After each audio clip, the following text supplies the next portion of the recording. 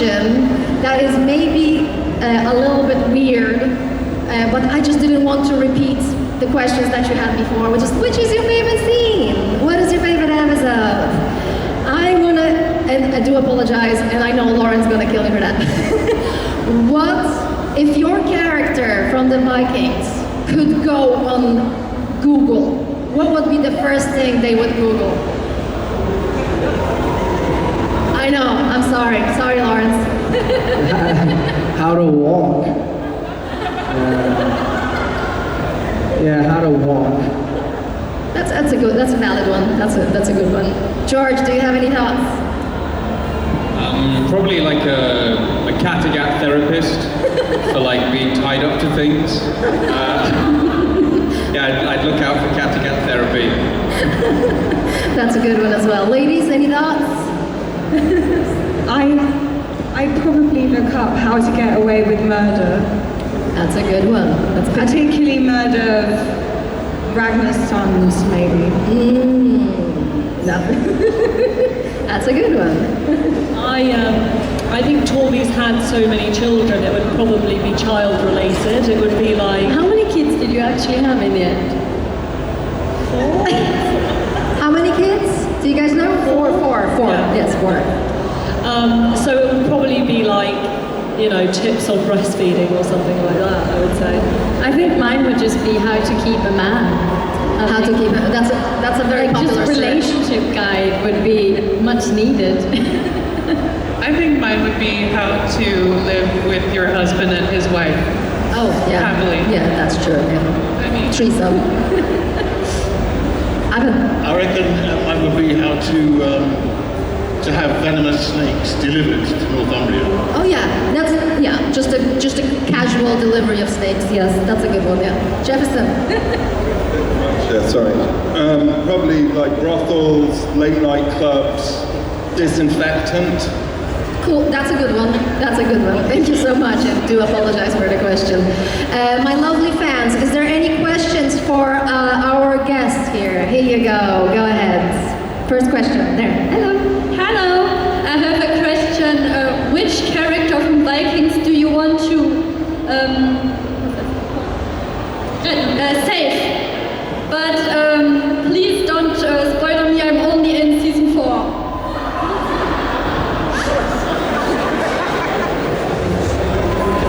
What character do we want to save? But you haven't seen all of it. So you're literally asking us not to spoil, but not to spoil.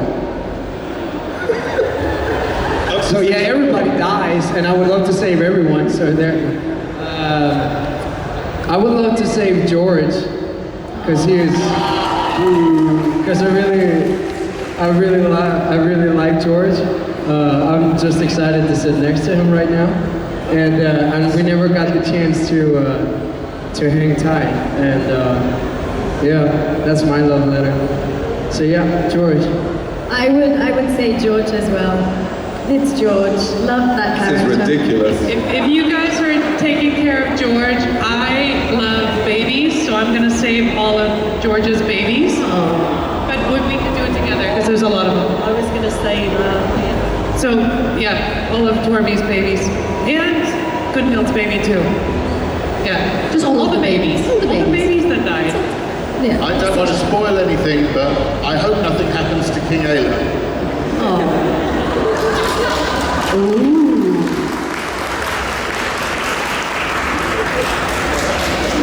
Spoiler.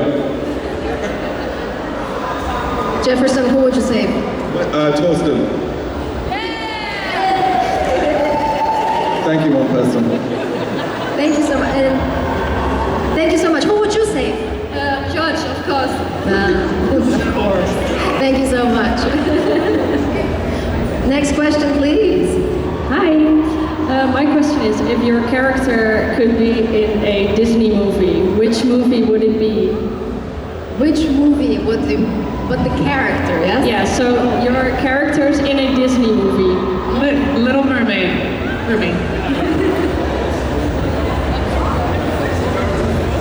Sleeping Beauty? I think Torvi could have had a bit more rest. There's always a lot of stressful things going on. So I'll take Sleeping Beauty. Or Beauty and the Beast, because I always ended up with like a dodgy guy. I mean, Uber was alright, but I got unlucky. Yeah. Alex, you have an idea, I can see that. No, I'm trying to figure out what Disney movie Ira could be in. It's, well, water is a bad thing. He couldn't. Maybe somewhere where flying maybe somewhere where he didn't have to use his legs. It's not Disney. Maybe How to Train Your Dragon. How to Train Your Dragon, right? How to Train Your Dragon. That would be perfect. Yeah. That would be good. Yeah. No. Yeah. Or Aladdin with the carpets. Yeah. If you could fly, that would be perfect. That it saves a lot of trouble. So yeah, that's preferable. How to Train Your Dragon. I did the voice for that in Denmark actually. So maybe that's a good one. Yeah. Okay. Yep. I think Magrat would be in Pinocchio. Oh, because she does lie a bit. Fair enough. Just a little bit. Just. You can't really tell. But in Pinocchio, that would be a good one. That's a good choice. All right, and do you have any ideas about characters that would fit? Not really. That's a difficult question. See how it works? Thank you so much. Thank you. Next question, please. Hello, all of you. I love all of you, but my question is actually for Ivan. I wonder, after Ragnar died, the sons of Ragnar came to look into the snake pit, and the snake pit was empty. Where did Ragnar's body go? Where did his body go? Where are you? Can you just wave? Here. Oh, hello. Where did body go is an extremely good question. Well, I think that they were probably nicked as ritualistic ceremonial rites and buried somewhere safe. That's what I would have done if it was my dad. Yeah. I would have gone back, nicked his stuff, broken them into small pieces and sold them to as many people as possible, just to keep the coffers going. That's a good answer. Okay. Thank you so much. Next question, please. Hi guys, thanks for coming again. My question is, if you could play any character of any show or movie you like, which one would it be? Any character in any movie or show? Marie Antoinette for me. Don't have to be. The costumes are amazing, the hair, the set. That would be my choice, I think. That's a good one. Any character in any show? Anakin Skywalker. Good choice. George? Surely for a guy it would be like James Bond or something. Like surely that would be. Well, I was just asking the guys. Surely like that. Yeah, James Bond, aren't you? James Bond. You're welcome. I think I'll play Athelstan in Vikings. I think I'll play Pavarotti.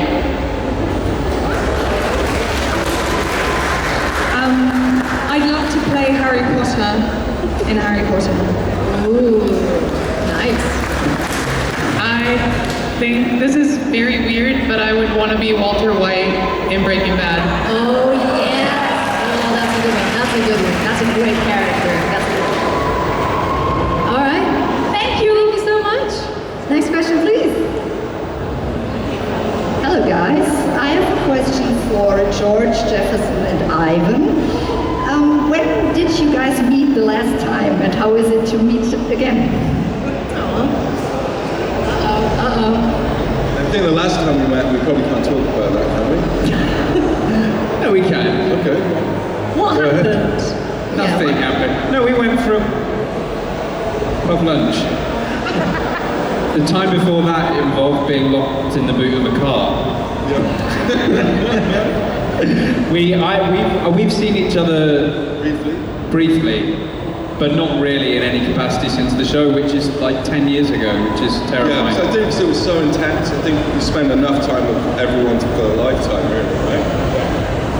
Yeah, no, we too, we haven't met since the show, and I had a lovely sojourn with George in Düsseldorf on a convention. So yeah, we don't all live together and go to bed together like the monkeys or Morecambe and Wise. No, we just don't do that anymore. It's old-fashioned behaviour. Thank you. Thank you so much. Next question, please. Hi, my name is Vanessa, and my question is for George and Alex. What do you like, or what do you miss most of being a Viking?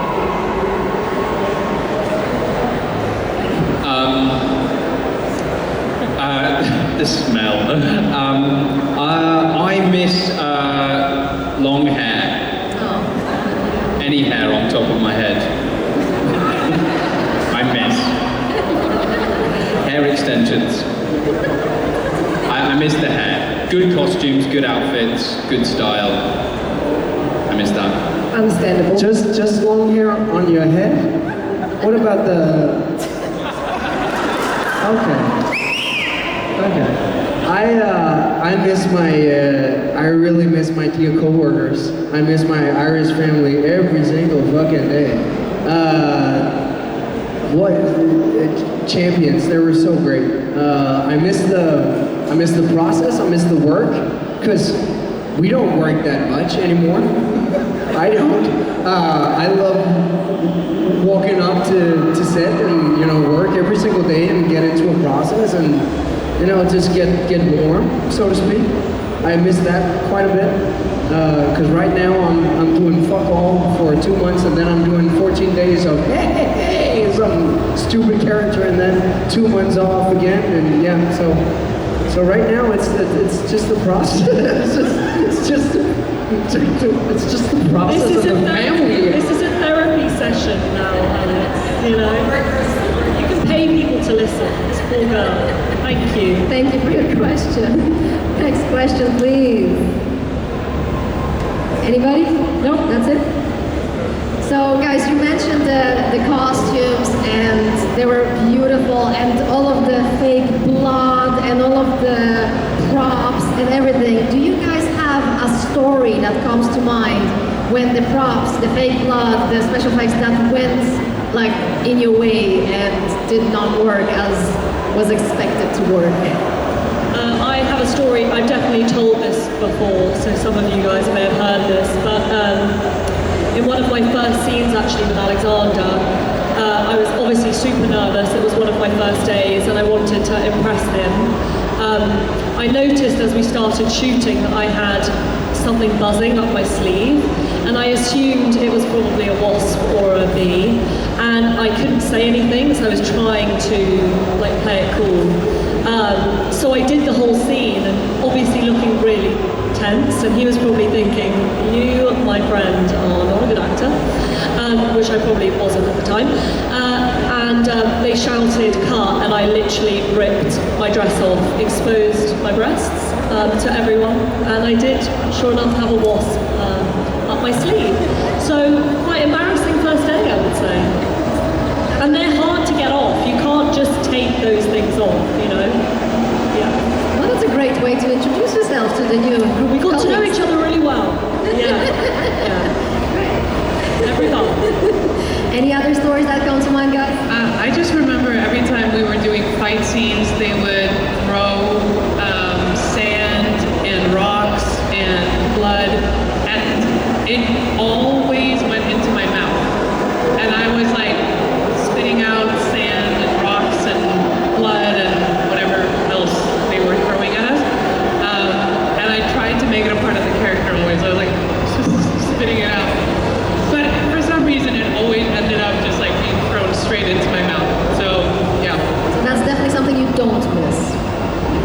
Actually, no. I'll take it, because it was all fun. It was fun adventure.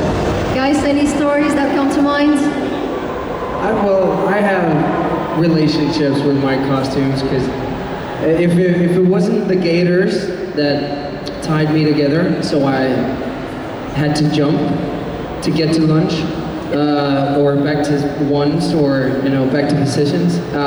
When I finally got rid of those, they put me in a freaking 20 kilograms heavy costume where the right one was heavier than the left one, and I had my crutch, and the amount of times I've just fallen where I wasn't supposed to fall, and then fall in horse shit after crawling through it, and I've had days. I've had what you would call days, and it's been fun, and every single time it's a challenge, that's when it's fun, they say, and yeah, no, it's a love-hate relationship with those things. I had my dear costume girl, Tanya. Fuck, I miss her. Tanya. The best, the fucking best. She took real good care of me. And we had a lot of people that took real good care of us, because those days were long. And you're wearing a massive costume while you're on top of a mountain, and it's fucking raining, and then it's sunny, and then it's raining again, and then all of a sudden it's snowing, because it's Ireland. And yeah, it's some tough days, but we had crazy good amount of people around us that made it better, and yeah, livable for sure. Yeah. I remember Travis going wrong, like prop-wise. We had a day there was a big battle, and suddenly there was screaming, and everybody started, oh my Jesus, what's going on? And right in the middle of it, everybody was like, Travis has got his thumb, Travis has got his thumb. And he was holding his thumb, and there was blood everywhere, and people were like, oh my God, we're just like season 1, what the hell are we gonna do? And obviously Travis had found a fake thumb, and like hidden his thumb, and pranked the entire cast and crew, but that went on for a good 10 minutes. That's a good one. Yeah, it was good. Keep everybody engaged. Yeah, on the toes. Fair enough. And I can see that there is a question from the audience. Go ahead. Hello, hello. Microphone. Just a minute. Technical issues. Do you want mine? Alina. He's more of a gentleman than I am.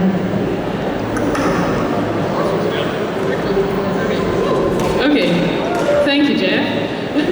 Alright, so my question is there a specific line that you said that you loved and remember it well? A specific line that you said? A specific line that your character said, that you remember, that you loved, and that you would share with us. Specific line that you said in the show that stayed with you and you love and you remember? Yeah, I got one. I'm praying, and it's right near the end of me being in Vikings, and I'm praying, and they're doing this lovely shot going all the way around, and then you see candles, and then you see a glimpse of me and whatever. And I always thought that it seemed a rather incomplete scene, and so very slowly and deliberately, I stood up at the end of it and added on my own ending, which was, oh Lord, hear my prayer. And it got me out of the scene. I just needed a way out. Yeah. It was just a couple. A closure. Thank you so I don't think I have any specific words, but I remember when we got the script for the very last scene that Katja had with Ira. And I remember reading that going, this is really beautiful. Yeah. It's really good. Yeah, I didn't have really many lines, but I got really good at looking like I was about to say something. So then, Clive or, Travis or the handsome people at the front, they'd be like, who would like to go on this adventure with me? And I'd be like, oh. So I did a lot of, Clive, you say it. Who wants chicken tonight?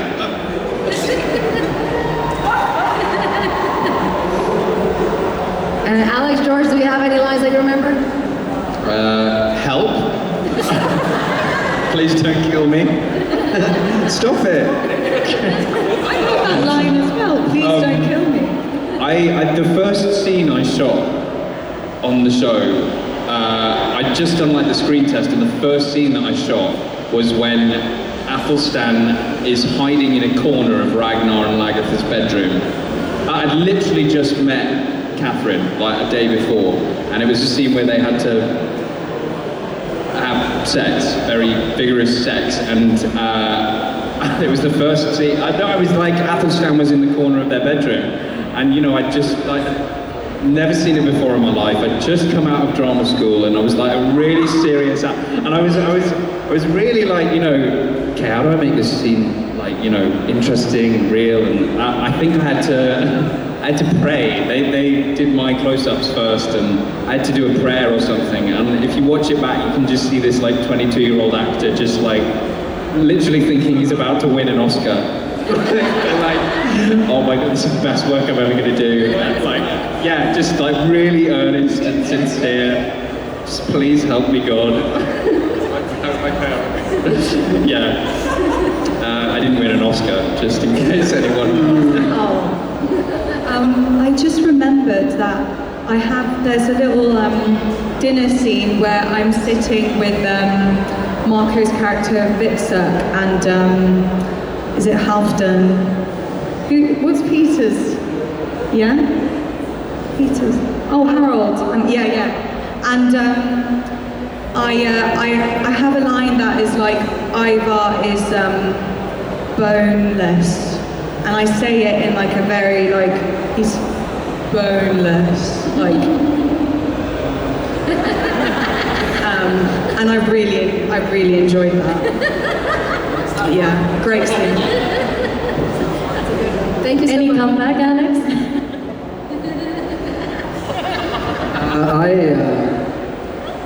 I've had a few. There's one where Witzek and I was walking through York, I think it's season 4, and Ivar's come up with a plan, and Witzek is telling him, have you thought about this and that? And he just turns around and he says, I'm a cripple, not an idiot.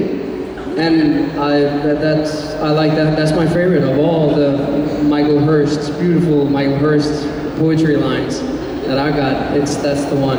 So not an idiot. Thank you so much. That was a good question.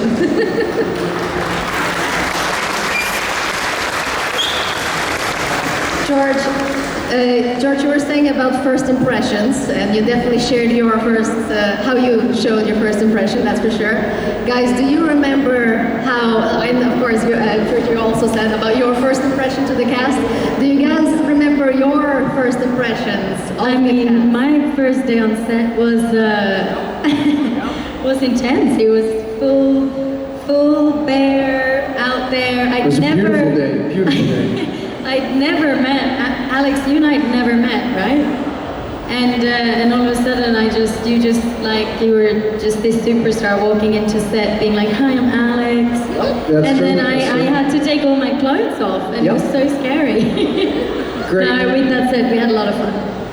I remember that very clearly. Good day on set. Solid, great work, professional, obviously. You did a phenomenal job. I remember my first scene with Alexander is he takes me as a prisoner into a room, and I slap him. And the stunt team showed me exactly how to do it, and then Alexander says, no, slap me, really slap me. And then the stunt team was in the corner going, no. So I kept not slapping him, and for a whole take he moved in, and I just slapped his face so hard, and I remember it was on his close-up, and I just slapped his whole face, and I remember I was behind the camera, and then I realized I had to continue on with the scene, but for a good minute I was because I could see the stunt people going but that's what he wanted, and that's what he got. So I started my first day by, smacking him really, really hard. Did he lose any teeth? Not at that point, but I'm sure he was hoping to, because he leaned in enough for me to just, smack him It's a great really hard. Really good. Any other first impressions or first scenes, first days at work? Or maybe you got a first impression of somebody's like, oh, this is going to be difficult to work with. I remember when we started, we were like, oh, we don't know what we're doing, but we're going to do Vikings. And the first day said, tomorrow you get to go to the set, you can choose your fucking weapon. And we were like, wait, how do we get to choose our own weapon? We go into this hangar, and we all run. I remember having like 2 axes in my belt, arrow, and a sword, and 2 daggers. And I thought it was the coolest. I looked over and Travis just looked at it and just got a dagger and put it in his back pocket and walked out. I was like, that's cool. Then first day shooting, they were like, all right, and I had this bow and arrow, I had 2 axes and a sword, all these knives. I thought it was like going to be a character thing, you know, with the absence of lines. And they were like, you guys are going to climb over this wall. And like they do their take, and I'm still there with their bow and arrow like tangled in my hair, and I'm stuck on the fence. So yeah, the weapons though, that was exciting. Good choice. I've told this story before, I reckon, but it was weird coming in, the 4 brothers, after these guys had established the show and already made it what it was, and coming in 4 young dudes not knowing what's up or down. First day on set, on top of a mountain in Lugalaw, down in Wicklow Mountains, and we get met by 300 people and 5 goats and Alexander on a horse. And we sit in the tent and we're waiting for our scene to start that we've been rehearsing for a month in a freaking hotel room. Nothing but that. We haven't gotten anything else than that damn scene. And it was our big introduction. And I remember Ian from art department walks in the tent. There are 4 guys sitting in there, all green. And he's like, you see these 300 fucking people that's working behind me? They don't have a job next year if you fuck up. And then he does a 180 and goes out the tent. And we were shitting bricks, pardon my language, but it was, I liked that he said that, because it put an emphasis on how important our job was and that we couldn't just fucking waste it. I'll never forget meeting you and Marco at the airport. You guys had just booked the job. Yeah. And I was coming through the airport and I could see you guys lingering around by the driver. And I remember just thinking, they just look so hopeful and refreshed. And it's just not gonna last. They have no idea. Give them 2 months. And then we just looked haggard. But I was like, they're so young looking and youthful and, you know, and then it all just came crashing down. Yeah. But it is, it was such draining hours. I just don't think you know what to expect when you join a show like this. Obviously incredible in so many ways, but it is like full on and takes a toll on you physically, I would say. And what do you think, guys, what makes the show this special? I have a theory. It's just because of the people and the crew and the team and the way you guys related. This is all showing on the screen and that's why we love it, but this is my theory. Do you guys have another theory? Like, why was it so cool and why are we still here and we're fans and we're watching the show? I feel like it was a very collaborative experience. Michael was pretty cool with trusting us to come up with ideas and write our own lines, and that never happens. That never ever happens. There's always a producer in the corner telling you didn't say the line exactly like it's written, and that wasn't the case here. Crew, the Irish crew, like you said before, I think that kept us grounded. Absolutely. No room for ego. Yeah, because we couldn't get away with being divas. Because they didn't accept it. The Irish also just don't care. They do not blow smoke up your ass at all. So that was very healthy environment to be in. So you had a room to also put yourself into the character, and that creative freedom, that's what made it so special, do you think, yeah? That's pretty cool. And as you said, like, people cared as well. I remember one time, all tied up in the costume and not being able to move. I joked with Keith Thompson, our senior producer. You don't fuck around with that guy. The Angel of Death. Yeah, the Angel of Death, exactly. And I told him, Keith, if I was a method actor and I was really into it, would you go grab my lunch then? And then he said, if you were a method actor, you wouldn't be here. We would have killed you off. And I think there's absolutely truth to that. And you said he's an angel of death, Keith? Yeah, Keith was the one you'd want to watch. If you were on set and you saw Keith, he was this old guy, and you saw him coming over to you, and his line was, could I have a word with you, and you know like that you were going to get killed. Oh, okay, so real angel of death. Yeah, you would avoid him. That's a tough job to have, poor Keith. I saw him do that with Jefferson 4 times. I used to get it every month. And he somehow survived. We gotta get rid of him.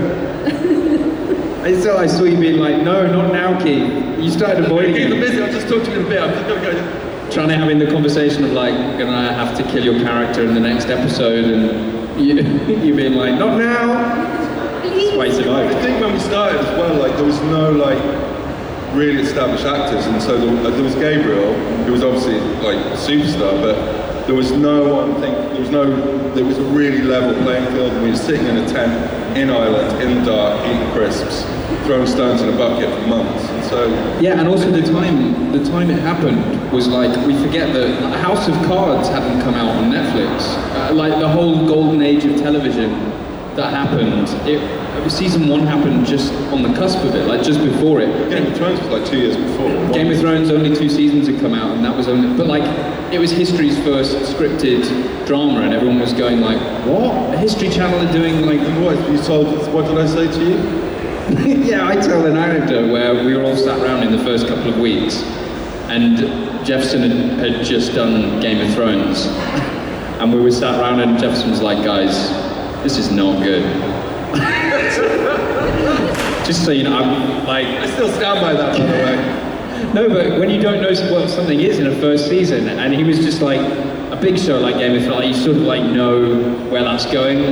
This isn't going anywhere, guys. Look where we are. We're in a new studio in Ashford. They built it, they're probably going to take down in December. George has shaved his head and the whole... You've shaved your head for nothing, dude. Yeah, this is getting cancelled.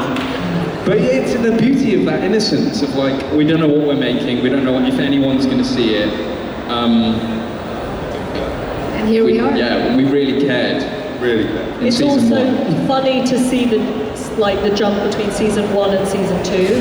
Like clearly there's a bit more budget from like, they're almost 2 different shows. Like sometimes if I watch clips of season 1, I am a bit like, this looks absolutely diabolical, but season 2 there was like a big step up.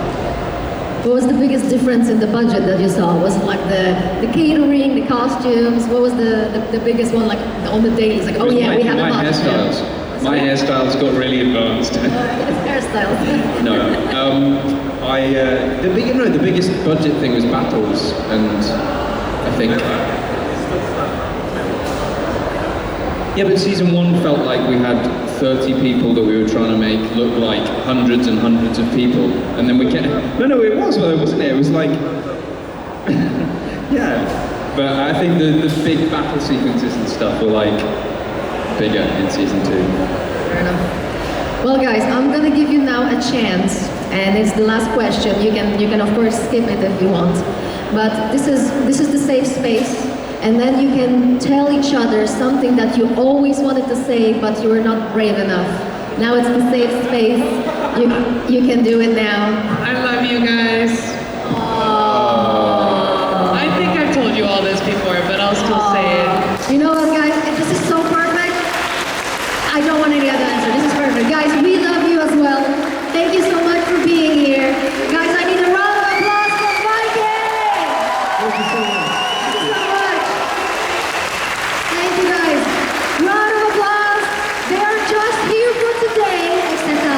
So please go and visit them on their signing booth on the photo booth.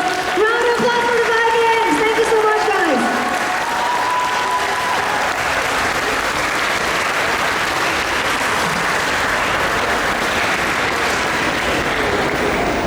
All right, guys, and be prepared because next in line will be the cosplay catwalk.